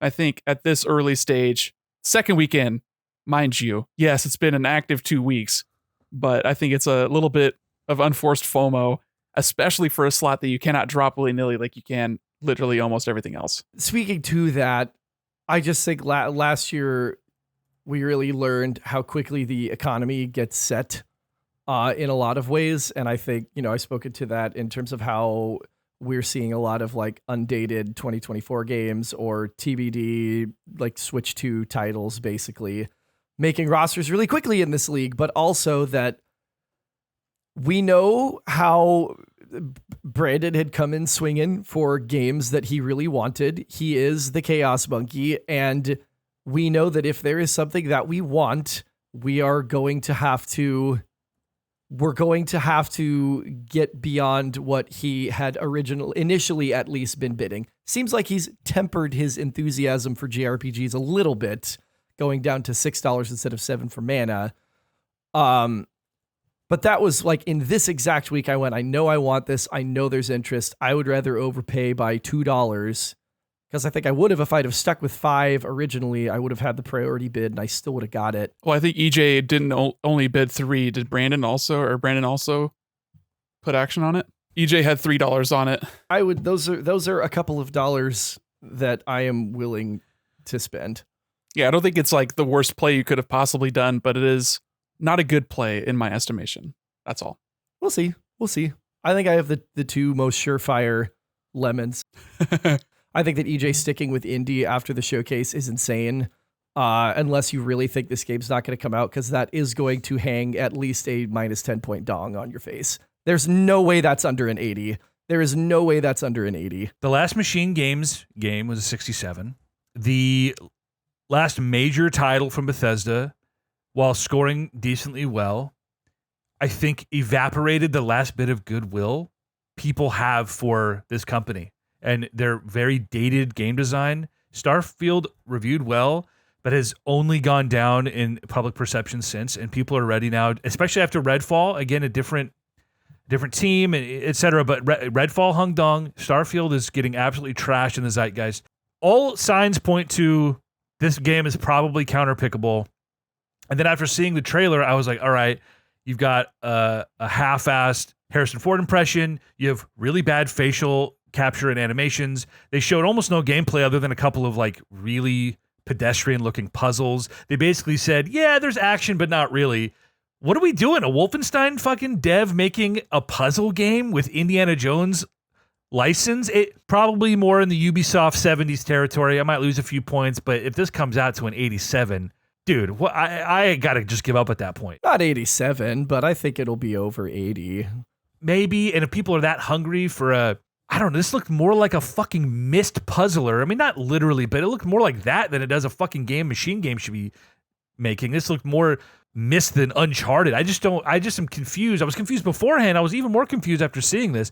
And to me, and I made this point to Brandon when I kind of asked his thoughts, is like, yeah, graphically it's not that impressive, and good games can have bad graphics, but when you have $100 million plus budget, Prince of Persia didn't cost $100 million to make. I promise you this game did. When you have a budget that gets so out of control the way a blockbuster film does, and the first thing you show us, a game is looking like that, can you have faith that they're making the rest of the systems competent? You know what I mean? Like, obviously, graphics are maybe the least important thing about games like this.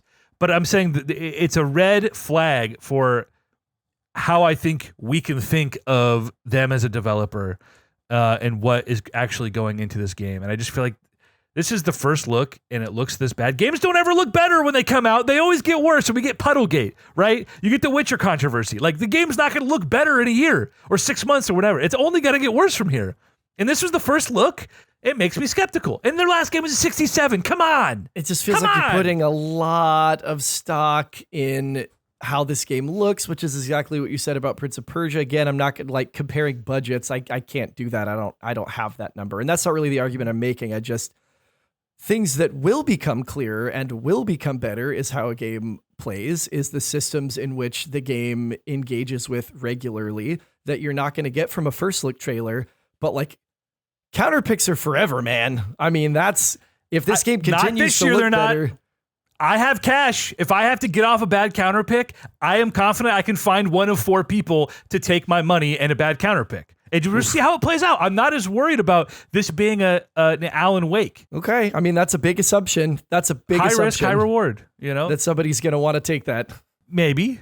Brandon tried to trade Tekken for $6. So if I have to pay him $18 to take a dud of a counterpick, I'm sure we can work out something that is above board and beneficial to both of us. That's all I'm saying. You know what I mean? First off, I just want to say that I think Chris has a valid stance on your counterpick assessments. I'm like the best counterpick record across 3 years in this league. That's true. You have very good counterpicks, but then the one time you had a super drop, you used it to fulfill a inane desire to have all of your games released, which looked very good. It looked good having all those numbers in that one column. And I I love that for you, but it was also self-inflicted a little bit as far as your then complaining at the end of the year that was the one thing between us at the end of the day. To move this forward to indie, I don't think it's necessarily a bad counterpick. For $1, I think it's a fine counterpick. If the game comes out this year, it's a bad counterpick because I think it's like an 80 floor.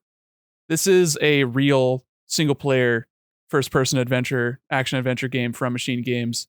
And the last one they did of those was Wolfenstein 2, and that was like an 88, which I think is too high for that game even. I think the original Wolfenstein that they made was like an 83 or 84. And they don't have a history before that. This is like all they do is the Wolfenstein games. And they swung and missed when Bethesda, in their idiocy, tried to push the verdict of saying, hey, we need to make more of these live service games. And they whiffed with that game. What was the Youngbloods? They whiffed with Rage. They whiffed with Redfall. And now we're swinging back the other way. This is like Daddy Microsoft saying, hey, we actually want single player games because it raises everyone's opinion of us. And that is number one priority for us, is to make everyone like us. We want to be liked more than we want to sell consoles and sell games, because we have more money than God. And that's what actually matters, is people's opinions. Yeah. So they want an Indiana Jones. They want a Disney game. They want this exclusive. They want to say, hey, this makes Xbox as a brand valuable, and we want it to be good, which does mean if the game ain't good by October, they're not putting it out this year. So that is risky, and that means not a bad counterpick for you. But like I said, if it does come out, I think 80 is the floor. I will say I've had better luck consistently. All of the games that I have counterpicked, and I said this on the draft pod, all the games that I've counterpicked and thought were going to be bad have been bad. The worst among those picks was Disney Illusion Island, which lost me 4 points. The games that I have counterpicked thinking they're not going to come out have mostly come out and hung dung on me, like Monkey Island, like Alan Wake. Is this like in the middle where you're like, it's bad, but I don't think it's going to come out, and you're like sweaty guy with red button trying to... I'm right in the middle. If it comes out, I don't think it's going to be catastrophic the way Alan Wake or Monkey Island was. And if it doesn't come out, it's a win. So to me, I kind of was Jigstradamus and all, but at some point something's going to give, and I'm going to say, oh, Prince of Persia is going to be bad, and it's going to hang an 87 on me, and I'm fucked, right? I didn't counterpick that game because I knew that it was not going to be that bad. But this is a perfectly safe middle ground to me, where if it comes out, I lose points, but it's not 20 points. And if it doesn't come out, that's a great counterpick for $1. It's a phenomenal counterpick for $1. I just sort of split the difference. The feeling I got mostly was you trying to scare me off a game and try to keep my slots empty so that I'm scrambling more later in the year. Yeah. And like I said before, I like the stock. Here we are. I'll hold it. Immovable. I still have plenty of slots to fill. I've picked up 2 games in the past 2 weeks. That's fine by me. I have a feeling Hollow Knight would have been your next pick had Brendan not taken it. So, we're all just slaves to our emotions at the end of the day. No, I lost the right to have Hollow Knight. I tried too soon and it was not ready yet. So that's fair. It's his cross to bear. It's his cross to bear. It's his albatross. That albatross is going to take off and fly him into first place at the end of the year. And we'll all be applauding him. Honestly, that would make me the happiest man on earth if Brendan won the league because of Silksong. Isn't that a feel-good story?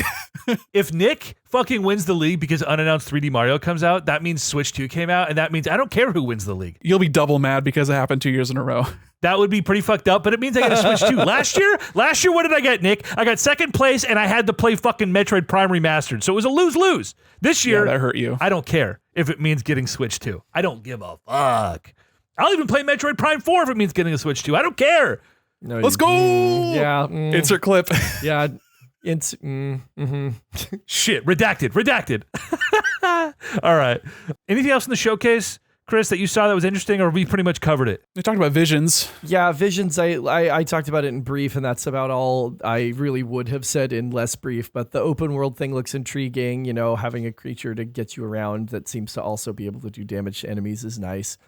I'm intrigued and cautiously excited about that title. That's a game that I would absolutely play based just on the combat system. It's on my radar, and I'd like to see a little more before it's a day one purchase for me.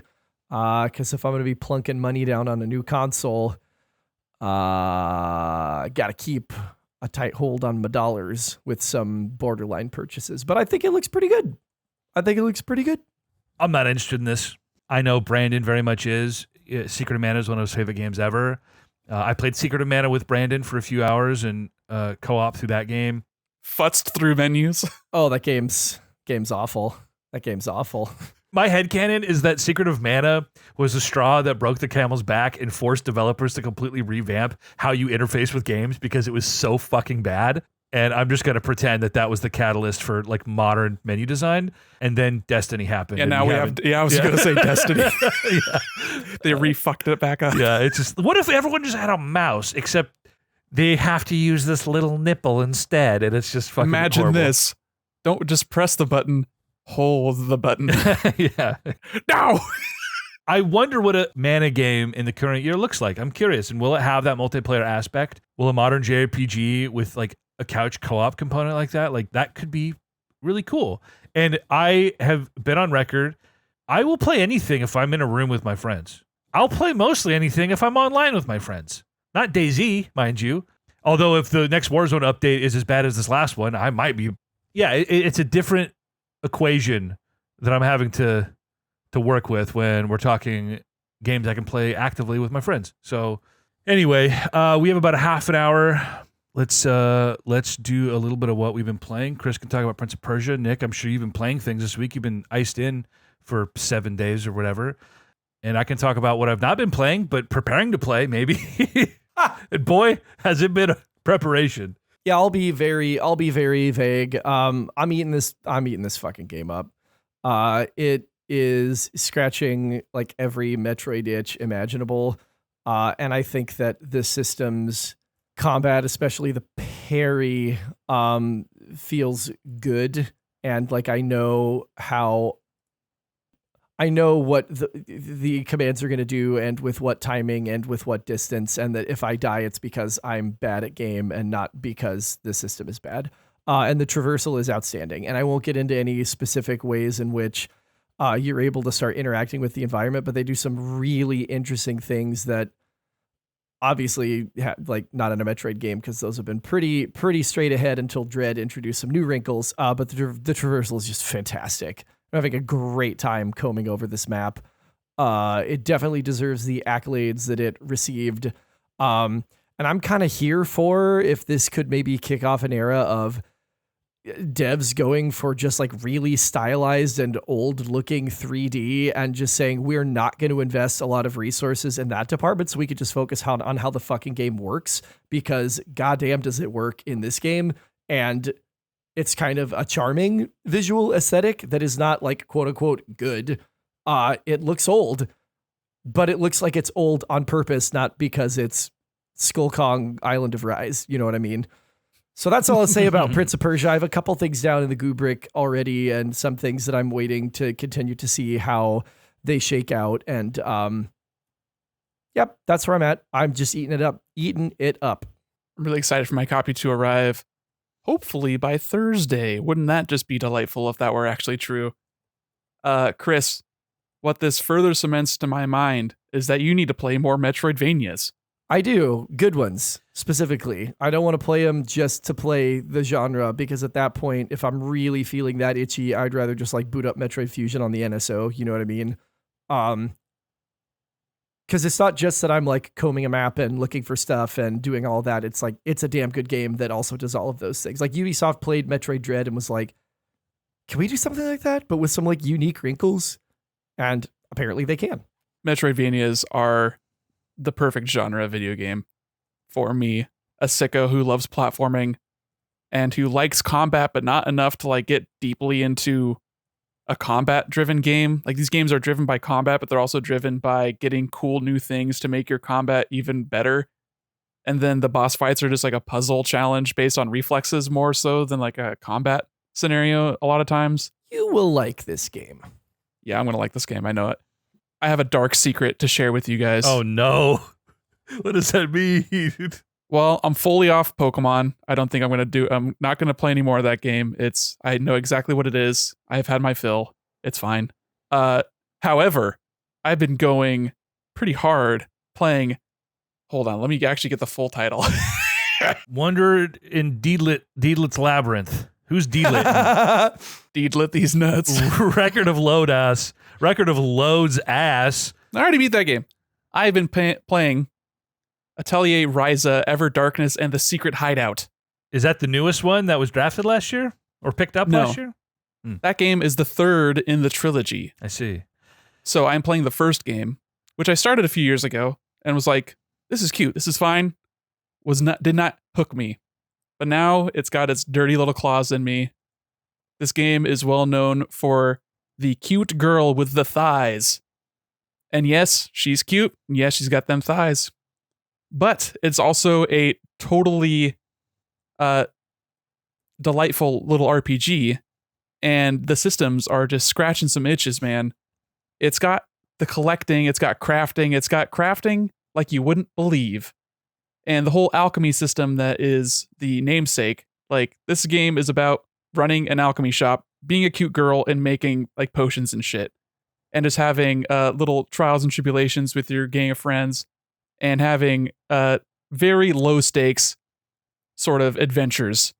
Like right now, I'm actually deep enough in the game, about halfway through the game, and it feels like, oh, here's like an actual like threat that seems a little bit more than just like, oh, the neighbor, like the town bully who I used to be friends with is being a little rascal, and he's also the mayor's son, so he can get away with it.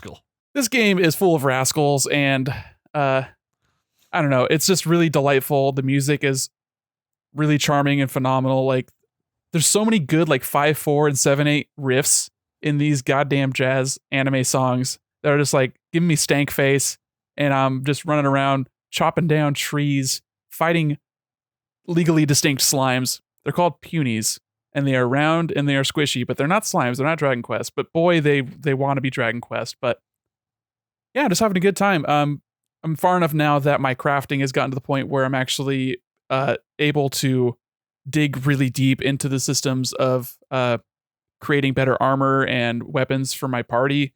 And I've unlocked different ways to set up formations in my party. And I've learning a little bit more about the systems, about how you equip items. And the items aren't like single use and you're done with them. They use another resource. And the way you gain that resource back is you can destroy an item temporarily, basically. So while you're on these runs, everything is based on how much stuff you can fit in your bag. So you go out and you're doing quest stuff, or you're fighting monsters, or you're gathering supplies for your crafting. And once your bag's full, well, what are you going to do? You're wasting time by being back out there. So you go back to the atelier and you either craft some stuff, or you rest, or you do whatever. You get your fast travel. It's just been a really nice loop, and I've been taken with it. And I've put about 10 hours in over the past like week. So that's been my sick little walk down a very obscure JRPG franchise that I don't even know if Brandon would be interested in playing this game. I mean, he probably would, because he is also truly sick, but I don't know if he has played any of these games. But they've been around since the PS2. This is Gust. This is Koei Tecmo. They did work on a lot of the character designs for Fire Emblem Engage. So you can sort of get a taste of what their kind of design ethos is, which is to say, uber weebait, cute moe girls with the big eyes, and they look like VTubers. But this game, because it's fantasy leaning, is less about that. It's more akin to like Grand Blue Fantasy Versus or whatever. A cursory Google for Atelier Ryza thighs girl confirms that, in fact, those are some big ass thighs. You in like management sim / other games lately, and maybe it's just because like Moonlighter is like a recent rec of yours that I played, but that seems to really tickle you a little bit. Yeah, Moonlighter was pretty basic in its implementation. There was never like the buildup that I would have wanted from a game like that. It never went anywhere. It kind of like, here's the system, and then that was it. Whereas this has been layering and adding to it as the game has progressed, and it's really given me that satisfaction of seeing my cursory knowledge grow and then be rewarded by interacting with the systems deeper as those new abilities unlock. Nick likes to unfurl the spreadsheet in his mind, and if he doesn't need those cells in order to determine how to progress, it's not worthy of his time. Get rid of the cells, dude. Not a cell kind kind of games guy, over here. I've evolved beyond the cells. Perfect, Nick. Give me a series of abaci. Is that the plural of abacus? Or is it abacuses? Abacusy. Abacombe. Abacusy. God. That's Rattling funny. the beads of the abacusy. That's funny. Oh, nice. EJ, you've been playing a very popular new release. I have been. In between prepping to play Final Fantasy Remake for an hour before giving up on it, I have been dabbling in Palworld, which is taking the fucking sphere by storm with 4 million sales in the first 3-ish days. What did they say in their release on Twitter? About 3 days. About 3 days. That's insane. It's got over 1 million concurrent players on Steam, which is also insane. Have been playing on Xbox Game Pass because that is much cheaper than spending $30 on a early access demo, essentially. We talked about it when it was first revealed as being Pokemon with guns. While that is kind of, yes, it is at its core a survival game. They drop you in the middle of nowhere with absolutely nothing. And it is like Pokemon meets Breath of the Wild meets Ark. So it's sort of, to me, it's more like baby's first survival game. It's not nearly as in-depth as some of those other games, but it's got your general conceits of it gets dark out and you're cold and you start losing health and you have the stamina system. It's very Breath of the Wild in that way. Even some of the sound effects are like, okay, this is Pokemon meets Zelda meets, baby's first survival game. It's interesting. What sold me on this game was a clip of somebody accidentally murdering their Pokemon or their pal. And I was like, well, that's not a kid's game. And then somebody caught a human character in a Pokeball. And I was like, what?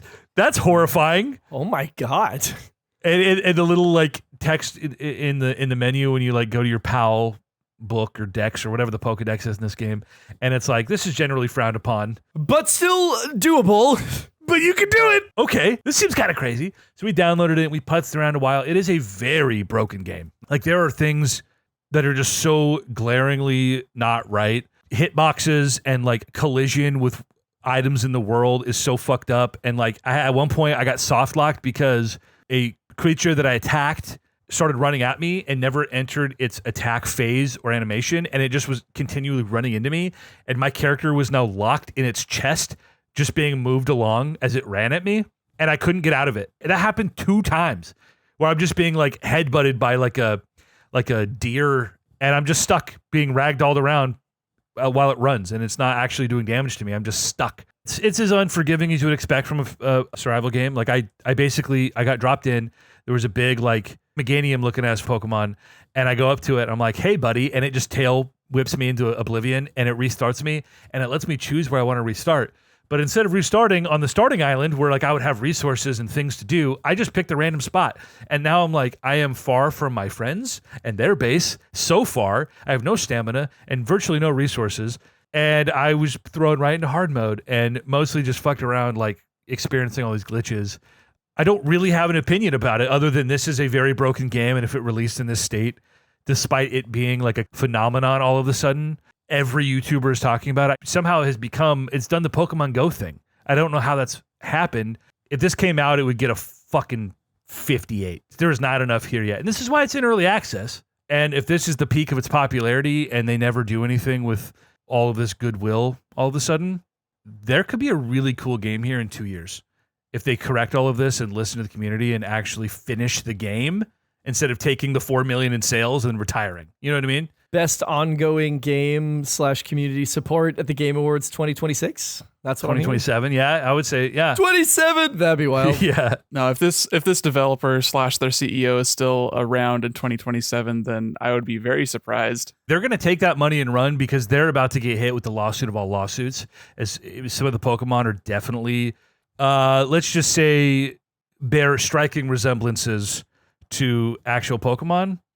And if Pokemon Company and Nintendo don't come after them, I will be blown away. And that's sort of been the hot thing to joke about online. But I think there's a real world where these guys take that 4 million in sales and this game won't exist in a year. Or it'll be a shell of itself because of whatever legal troubles they go through. And then there's the controversy about the AI. They were using AI-generated assets, which is a whole conversation in and of itself. But as popular as it got, as quick as it did, it has also become a punching bag very quick on social media. So I don't know. Nick, have you seen much about this game other than just some of the headlines? No, I mean, just very small gameplay clips. It seems like another forever early access crafting survival game, as is very popular genre. I mean, DayZ was in early access for like 7 years, right? Ark, I think, is still technically in early access, even though they announced Ark 2 and they announced a remaster for Ark. And so, I mean, it's just a genre that is bereft of finality, and the developers and publishers of these sorts of games have no interest in producing a product that is finished and that is polished or good. And the players of it aren't interested in that either. So it is a toxic relationship between a sick fan base and developers that are more than willing to give them the slop they crave. So I'm not very interested in the genre or the game whatsoever. It's entertaining to like know that the CEO has a history with like NFTs and like rug pulls and that kind of stuff. So it's just like, yeah, okay, this seems like the next thing from a guy like that. But it's also interesting, I guess, that Microsoft decided to hitch their wagon to it and say, hey, if you want to play it on console, you got to play it on Xbox. It's a extremely crippled version of the PC game, which is also crippled by its very nature. But boy, we want this to be our selling point, that you can't play it on PlayStation, you can play it on Xbox. So they love when their first parties are on the up and up, but their third parties, they will make any deal if they think that it will get them players. By God, they need them. But yeah, beyond all that, I don't know. They sure do look like Pokemons, and they sure do have every gameplay aspect you can think of that's been popular in the past 10 years. All they're missing is a battle royale because they didn't make it 3 years ago. I have a buddy we've talked about in the podcast, Jeff, who they love survival games. They're big Valheim guys and Sons of the Forest and DayZ, obviously. And so he was excited that people were just interested in playing a survival game. And so we jumped in for a little bit, and he's been trying to play the last few days, and I just haven't. I'm like, yeah. Last night I watched a movie or a show instead of playing, and I was like, I don't know. I don't think survival games are for me, man. As much as I fucking hate Breath of the Wild 2's The Kingdom weapon durability, now what if we just do that, but every single system? You know, it's like, it's just not for me. And I get why that's appealing to some people. Like when I played something like, for example, Stardew Valley, I played it on PC the first time. Guess what I did? I got a bunch of fucking mods, so I didn't have to go build pickaxes every fucking 10 minutes. You know what I mean? Like, I just want to, like the way I play Animal Crossing, I just want to like make my shit. And I don't want to have to deal with all this other stuff. That's not the stuff that's fun for me. The stuff that's fun for me is just having a sandbox where I am as least restricted as possible. And I understand why those things are there, because that adds a sense of immersion to people, and there's a carrot at the end of the stick. But for me, I'm like, a good sandbox doesn't need those little carrots to make it compelling. Yeah, so I don't know. I'll play this a few more times, I'm sure. The conversation about like AI art, I haven't gone too deep on that, other than just seeing like the one-hit zingers on Twitter of people just lambasting it, because people reject anything AI outright. That's just sort of, AI has just become synonymous with pseudo-conservative crypto dorks who don't have a lot of anything valuable to say about anything, at least in my opinion. And so it's sort of unfortunate that that's been a thing. I use AI. I'm a creative professional for a living. And I've used it, and it's made my life a lot easier in some respects. And people always want to point out, oh, it's stealing artwork. It was sort of interesting trying to reconcile that. And I had a conversation with another artist, another creative professional. He does wedding films. He's in a band. He does all of his completely guerrilla marketing. He does everything himself. And he's like, AI has made my life so much easier. I don't have money to pay someone to do this, but now I can do this more effectively myself. This is just a tool to generate assets that I can manipulate. It was really put into perspective for me when I was on Reddit and someone had made, I think, like a free Chat GPT thing where I don't know if it's a plugin, or I don't know how it works on Chat GPT. I'm not entrenched in this world, right? He said, hey, I've created this thing to ideate traditional tattoos.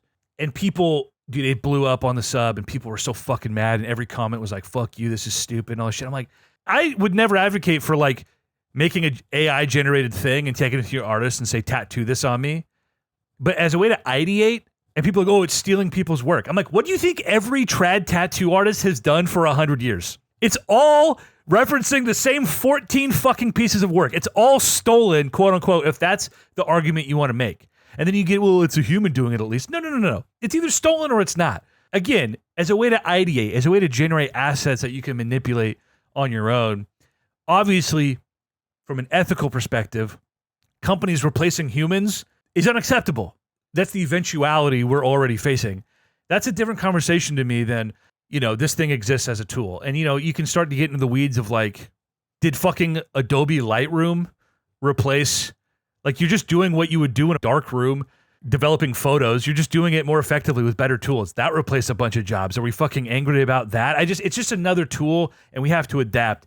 And to just get angry outright because this thing used AI and that's bad and that's just the end of the conversation, to me is completely fucking ludicrous. And again, as someone who is using these tools to benefit myself and my business and my clients and the work I'm doing, and again, in a way that otherwise it's not like, I get to replace 4 of my contractors and save myself 17 grand a year on like what I would have outsourced. Like, no, like I'm not replacing anybody. There's still things that humans need to have their hands on, and I still have to work with other people to do that. Now I don't have to go out and like get a picture of some inane fucking thing. I can just go make it and then extract it and do what I need with it. And to me, there needs to be a conversation about how these tools get used. Like, how do we make sure people get paid for their art when it's being referenced by an AI? That's a whole other conversation. Like, and then it gets, look at streaming royalties for musicians. And eventually it's like, okay, we put these systems in place, but they're still getting fucked. They're making fractions of a penny on a stream. Like, they're still getting fucked. So I don't know what the solution is, but as the small guy myself, I hate the idea that we see these new technologies and their infinite application, positive applications, and we just say, well, fuck that. You're a fucking crypto dork and this is bullshit and this is unethical and you're a piece of shit. And that's the end of it. I don't like that. I don't even know where to go from here. I'm just spewing at this point. It's just my thoughts. I don't even know I'm not the guy to start that conversation. I don't know.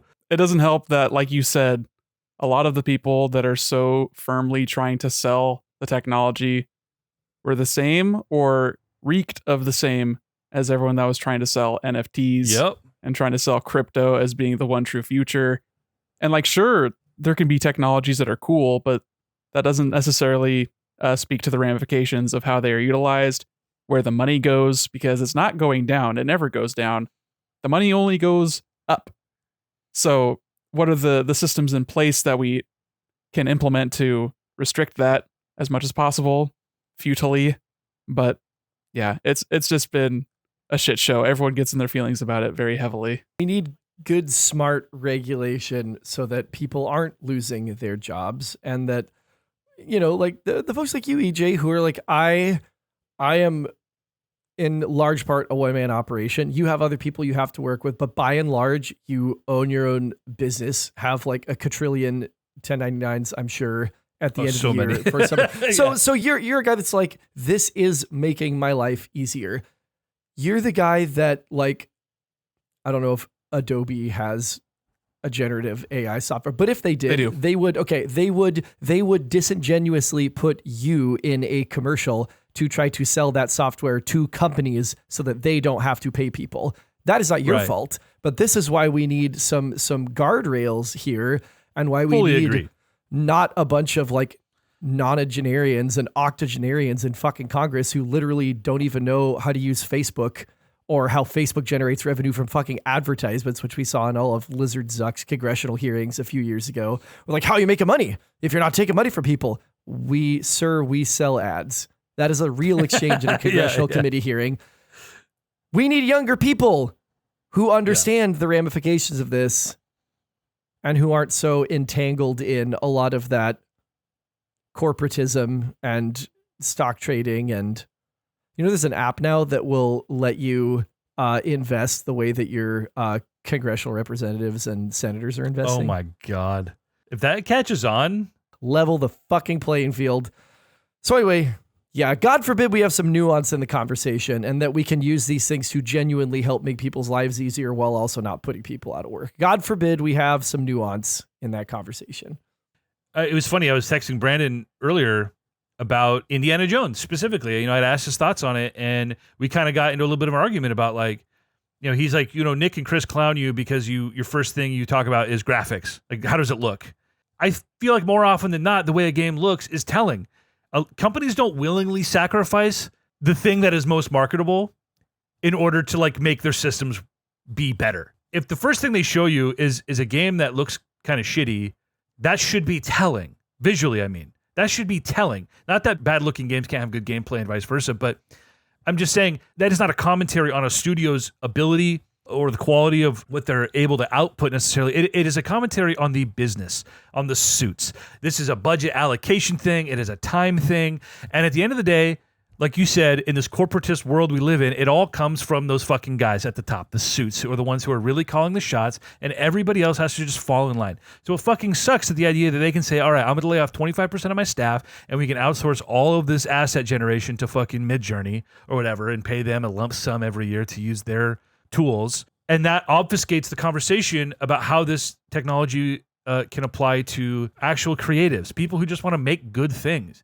You know, I remember when the... was it the Secret Invasion intro had the AI, all the assets? And I'm like, dude, this, I don't know, man. That was an awesome intro. And it wasn't like a robot made it. Like a team of people made it. They just were utilizing assets generated by this tool. I don't know how that's any different than instead of having to print out a photo and cut it out and then paste it onto something and scan it in. It's cutting steps out.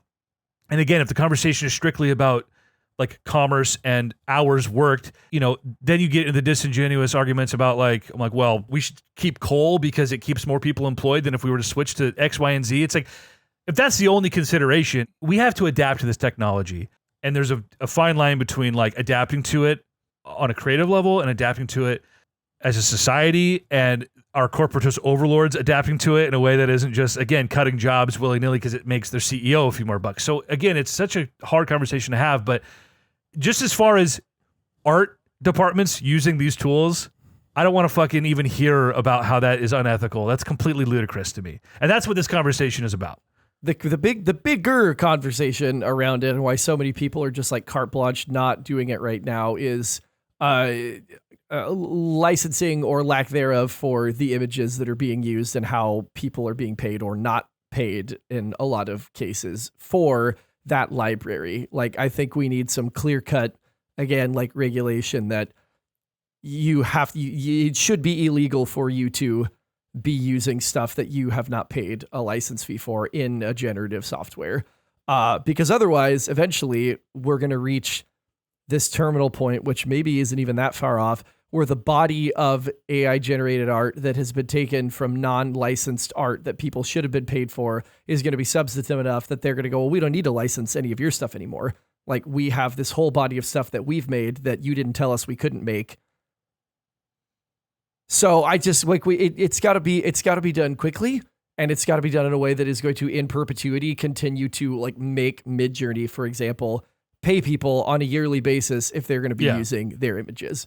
I fully agree with that. You know, and the idea that like all art is iterative, all of it, right? We're all using the same tools here. Everything is a reference to something else and generations of people creating, and it just becomes this thing in the broader consciousness, right? So I don't know, but of course a robot doing that and deliberately referencing things, you know, it's different than like a person and a company licensing it out.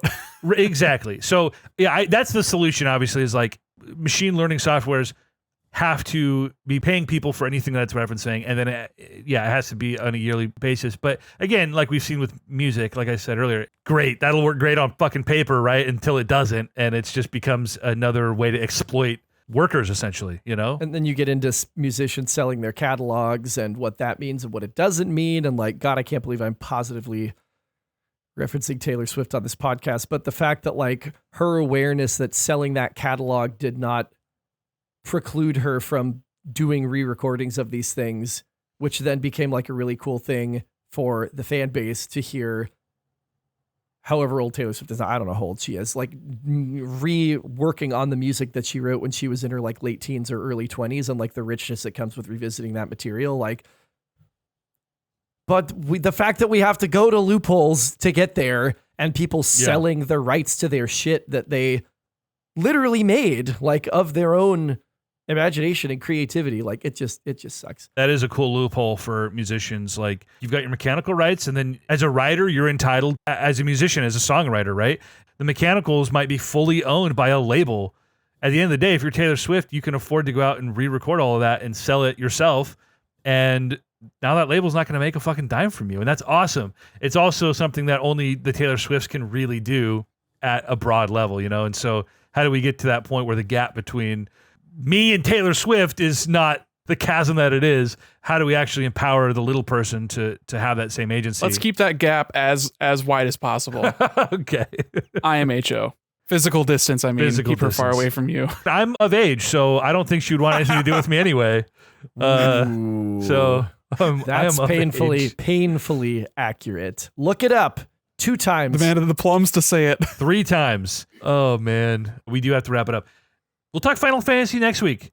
I've now consumed like 6 hours of supplemental material trying to learn the story of Final Fantasy One VII. of these days, you might even play a second of one of those games. I am determined to at least start it, just to say I did.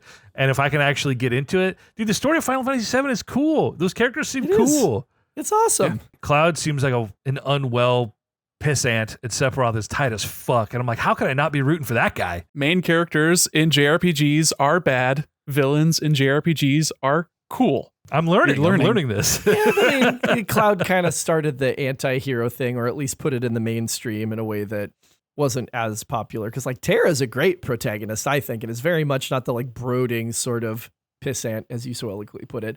But we'll have to save this talk for the next recording. Gary was here. Ash is a loser. This has been the Console Crusade podcast. Smell you later.